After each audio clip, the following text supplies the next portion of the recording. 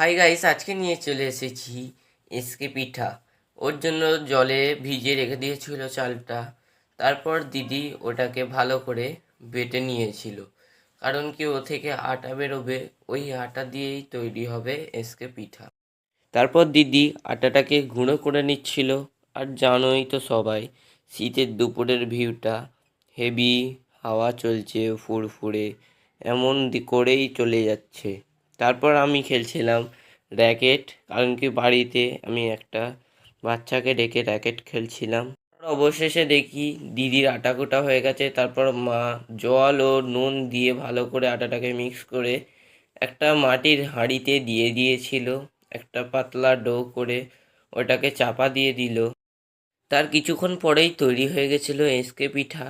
সেটিকে ভেঙে দুধে দিয়ে দিয়েছিল, এটার নাম বলা হয় দুধ পুলি। অবশেষে আমি খেয়ে নিই।